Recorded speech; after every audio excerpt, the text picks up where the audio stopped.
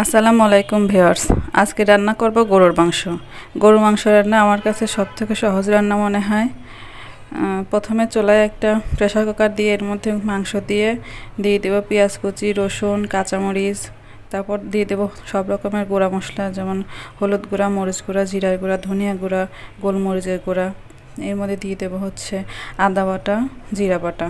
বাটা মশলার মধ্যে শুধুমাত্র আদা বাটা, জিরা বাটাটাই প্রয়োজন হয়। তার মধ্যে দিয়ে দিব হচ্ছে এলাচ কিছুটা ফাটিয়ে দিয়ে দিব লবঙ্গ আর দারচিনি। আর এর মধ্যে দিয়ে দেব একটা তেজপাতা, দিব পরিমাণ মতো লবণ। এর মধ্যে দিয়ে দেব সরিষার তেল। আমি গরুর মাংস রান্নায় সবসময় সরিষার তেল ব্যবহার করি। সরিষার তেল দিয়ে খুব ভালোভাবে হাত দিয়ে মেখে নেব। আমার কাছে তেলে দিয়ে রান্না করার থেকে সব মশলা দিয়ে এভাবে মেখে রান্না করলে বেশি ভালো লাগে। মাখা হয়ে গেলে এর মধ্যে দিয়ে দিব কিছুটা গরম পানি। আমি অন্য পাত্রে পানি গরম করে রাখছি। কিছুটা গরম পানি দিয়ে কষিয়ে নেব। কিছুক্ষণ কষিয়ে রান্না করতে হবে, 5 থেকে 7 মিনিট কষিয়ে রান্না করার পরে এর মধ্যে দিয়ে দেব হচ্ছে গরম পানি দিয়ে প্রেসার কুকারের মুখ লাগিয়ে দিয়ে 3টা সিটি দিব।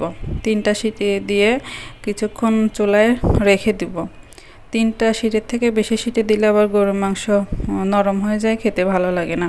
3টা সিটি দেওয়ার পরে যদি হাওয়া বের করে না দিয়ে চুলার উপর এমনি রেখে দেওয়া যায় তাহলে সেটা বেশি মজা হয়। তারপর সে 10 মিনিট পরে ঢাকনা খুলে এর মধ্যে আগে থেকে ভেজে রাখা আলু দিয়ে দিব। তারপর 10 মিনিট জাল করলে রান্না হয়ে যাবে। 10 মিনিট জাল করে তারপর আমি নামিয়ে নেব। রান্নাটা কিন্তু অনেক মজা হয়েছিল। ভিডিওটা যদি ভালো লাগে তাহলে চ্যানেলটি সাবস্ক্রাইব করে দিন, একটা লাইক এন্ড শেয়ার দিয়ে দিবেন।